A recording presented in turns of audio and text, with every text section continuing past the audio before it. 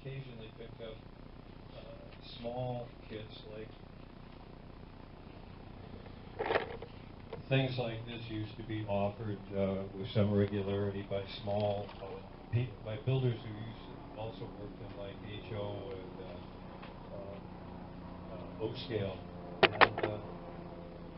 and the rest of it is mostly made out of recycled political signs. That's corrugated polycarbonate, I believe, and it usually takes paint pretty well because the signs, you see them in the ditch, and they've been there for many elections, and it still says vote for Jones or whoever it was. And so I figured they were a pretty good bet, but the unpainted plastic will go permanent. So you have to paint everything. That's a good thing. I mean, everything on an outdoor railroad needs to be painted. The locomotives, the track, the scenery, everything. You leave anything exposed to Mother Nature, and you can kiss it goodbye. It will eventually explode, crumble, disappear, whatever, carried off by termites. We don't ever know where it goes. Squirrels, yeah. Yeah, yes. Squirrels attack. Well, have you ever had, watch it in the nesting season? If there's any, like a fisherman with a fishing line that's been stolen several times. It ends up in somebody's nest somewhere on some tree. I don't know.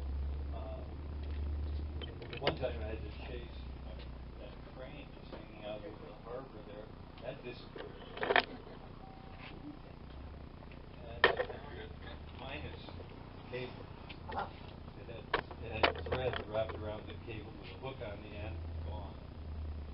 So you get strange things here. Yeah, well then there was about a month ago there was a cat fight down in Woodbridge. I don't know who won, but I lost. I thought these guys know what they're doing. I'll just stick with this.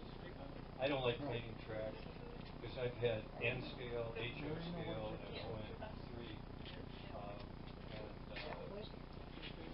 I had enough painting track stuff.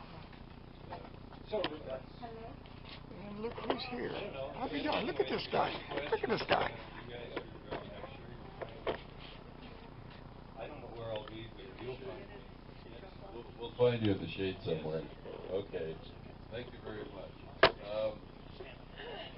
Do we have any new members here today? People who haven't been to meetings before? If so, hold up. We'll look at one of those jobs. End of serving that. What else should we say? I don't see Lori here. She's our web mistress, and she takes care of the roster now. And so I was going to say, if there's any problems with your listing in the roster, get a hold of her and let her know directly. Let's see. Ken, do you want to talk about the budget? We're in good shape. You're on, Ken. Yeah, Karen, I'll walk to you. Current balance in our checking account of $2,328.76. We have a savings account of $20,217.34. Currently, for the 25 convention, we have put in $5,000.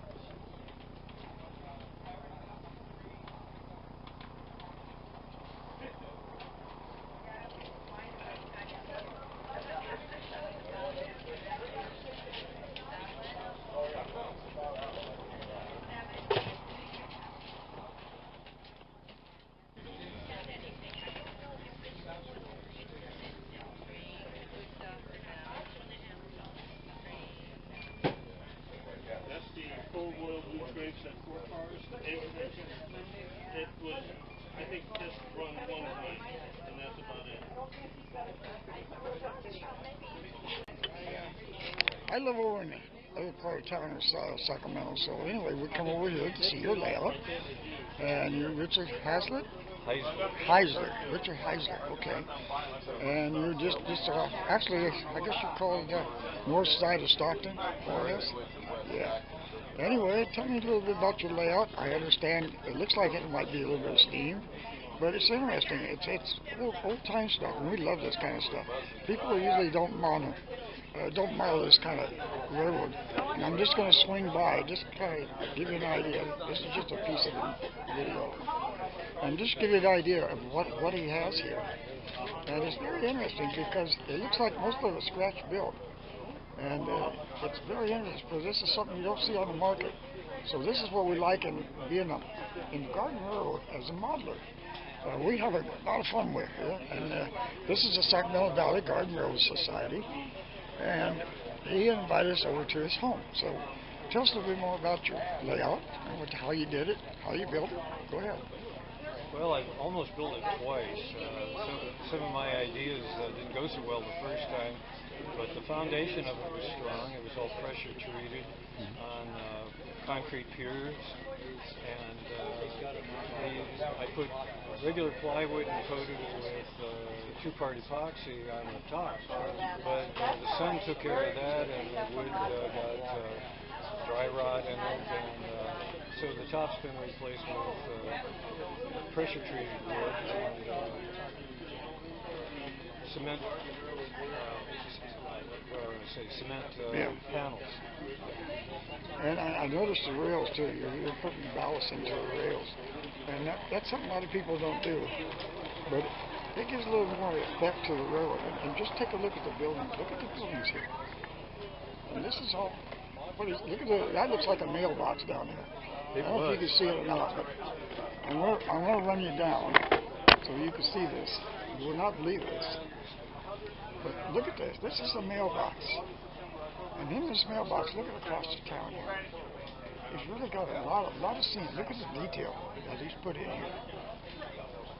This is what we really love to model. Look at the detail on this stuff.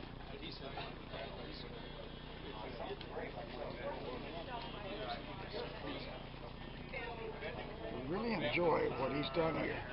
And, you know, this is what us old people do. We try to model like this. And, he really got into it. Like you said, he had a little bit of dry rot here. We all go through the same deal, the same problems. But it just interesting the equipment he's got running here.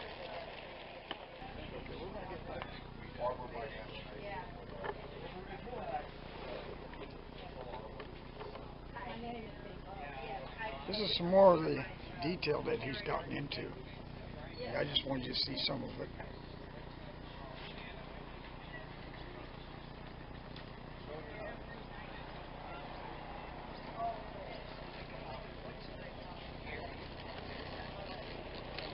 And here comes that train again.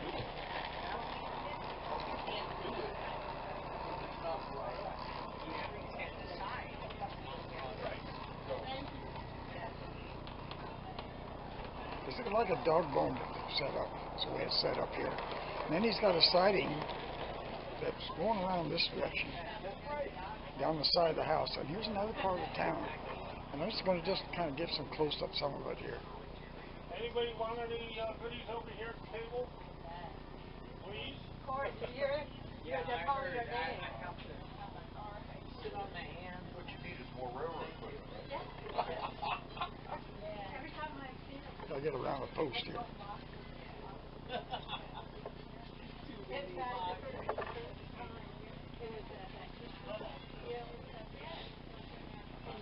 Well, look at there, there's a big guy selling some papers out there. And he's got the big hole in called Lodi. And this is where his setup area is. Okay, we're back on again. And here we are, back with our train buddy here again. And anything else you want to tell us about the layout? Or just anything you want to say. I may not use it all, but Just anything you want to talk about. One of the things is I like to do what's called prototype freelancing, because otherwise there's no sense of direction at all. So this is loosely based on a bunch of local San Joaquin County railroads. San Joaquin County was originally the supplier of food and equipment and whatever the miners needed for the southern mines of the mother lode. And consequently, all the roads radiate out from here to the various mining camps. And so when the railroads came, Go ahead. when the railroads came, the town was already quite prosperous and transhipping stuff from water to land, and so it was quite natural that that they tried to build a number of railroads. Some were more successful than others. Some lasted many years. But the first thing that really got railroad building going here was when the Central Pacific was building over the Sierras. They also built down the valley, and this was a hell of a lot easier in building over the Sierras, and it got to a lot more customers quicker. And so they built all the way down the valley, and the town of Lodi was actually a railroad town. It did not exist until... A bit like Roseville in a way. Yeah, like Durango, if you were a narrow gauger too. There was originally a town called Animas City, and then they just said, no, we're not going to use that. We're going to build Durango. Well, there was a town here. It's called Woodbridge, and that's the name of this town. In real life, yeah. It was the crossing of the Lower Sacramento Road over the McCallamy River, and so they said, no, we're not going to pay you guys anything for your land. We're just going to take land and cross the McCallamy and build a station, which originally was called McCallamy Station. Now it's called Lodi. And so the logical thing would be if you live in Woodbridge and the railroad was down to Lodi, well, wouldn't you want a way to get to the train station so you could take the train into Sacramento? Well, in my world, they built a street railway. It's only a few miles. Thank you for this little interview.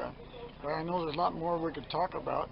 Our camera won't last that much longer, but anyway, thank you very much for inviting us, and we hope to have this over on our newsletter, or we'll have it on YouTube, because I have about 300 videos on there, so everybody has the access to them.